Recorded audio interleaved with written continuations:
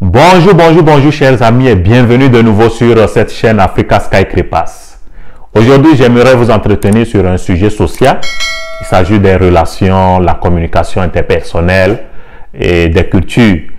Et vous savez, pour pouvoir vivre bien en société, c'est vraiment important de comprendre l'autre, de comprendre comment l'autre a été éduqué, parce que nous n'avons pas été éduqués de la même manière. Et chaque pays a son mode, chaque pays, chaque continent et a son mode de vie, son style de vie, a ses propres cultures et mœurs. Donc si tu ne sais pas de comprendre l'autre, il y aura toujours de la bagarre, il y aura toujours manque de la paix. Donc pour pouvoir instaurer cette paix, pour qu'il y ait une compréhension, pour que nous puissions travailler ensemble, c'est vraiment important de comprendre l'autre. Je prends l'exemple de la Chine, parce que j'ai vécu là-bas. En Chine, par exemple, parfois tu rentres dans un bureau, tu salues une personne, la personne ne te répond pas. La personne, tu veux voir la personne te répond en même temps. Tu salues, tu t'attends à une réponse en retour. Oui, mais la personne immédiatement te répond Zamala. Zamala, au fait, ça veut dire il y a quoi? Imagine, tu salues une personne, la personne te répond il y a quoi? Tu vas te sentir frustré, tu vas te sentir dérangé, déprimé au même moment, tu vas te sentir humilié. Mais le chinois, lui, pour lui, c'est peut-être un truc, c'est normal. Il a été peut-être éduqué de cette manière.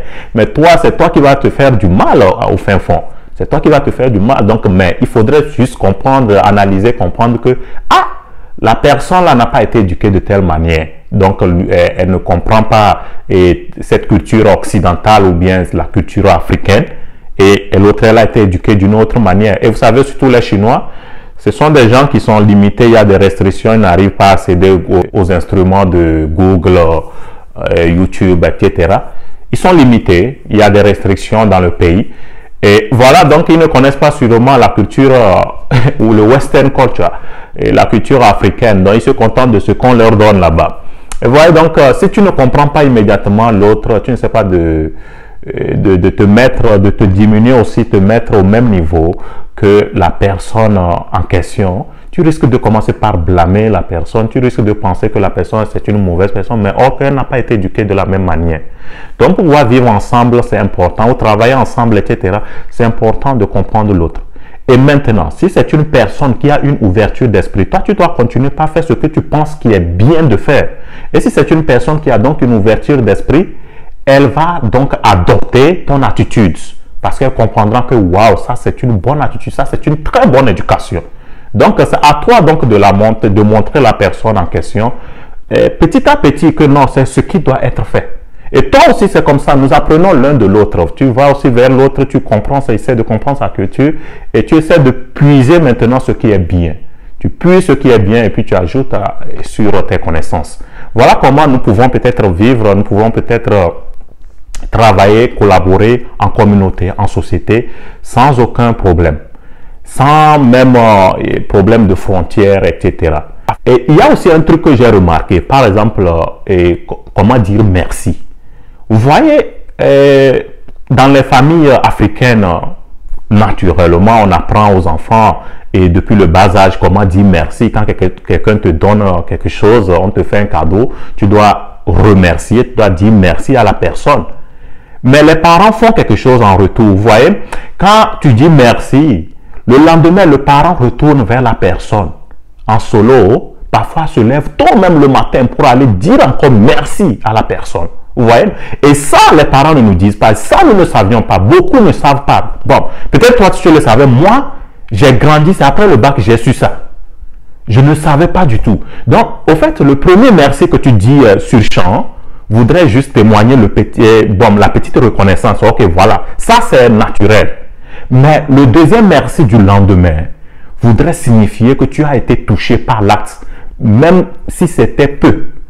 Tu as été touché, que vraiment c'est avec cœur que la personne t'a fait et que aussi avec ce cœur tu as été touché aussi. Tu as été touché de son acte.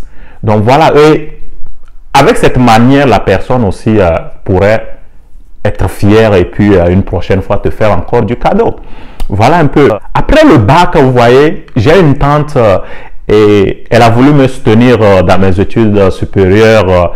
Elle m'a fait un petit cadeau. Et puis, du coup, bon, sur champ, je lui ai dit merci. Hein, et 2 jours après, je vois ma maman qui se plaint que voilà, et cette tante, elle est en train de se plaindre que elle t'a fait quelque chose, tu n'as pas dit merci. Mais moi, je ne savais pas, les gars. Je ne savais pas. J'ai dit merci. Elle m'a donné le truc, j'ai dit merci. Mais quel genre de merci tu parles? De quel genre de merci tu parles encore? C'est là, elle me dit, non, fiston, tu ne sais pas. Quand on te fait un cadeau, là, le lendemain, tu dois appeler encore la personne. Tu dois aller encore vers la personne pour témoigner encore ta gratitude. Et c'est le merci du lendemain qui compte pour la personne.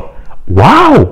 J'étais étonné qu'il y avait un truc pareil dans la société. Et puis, j'ai tout de suite embrassé ça et vu que non, c'était une bonne culture, c'était de bonnes manières de vivre dans la société, une bonne manière de dire merci. J'ai tellement aimé ça. Et vous voyez, ce n'est pas tout le monde qui connaît ce truc-là, par exemple. Ce n'est pas tout le monde qui a été éduqué. Imagine que, par exemple, peut-être moi, je donne maintenant après quelque chose à quelqu'un, un cadeau, je fais un cadeau, et la personne, le lendemain, ne fait pas ça. Est-ce que je vais blâmer la personne que, non, pourquoi la personne n'a pas dit merci, etc. Non, sûrement la personne n'a pas appris. La personne ne connaît pas.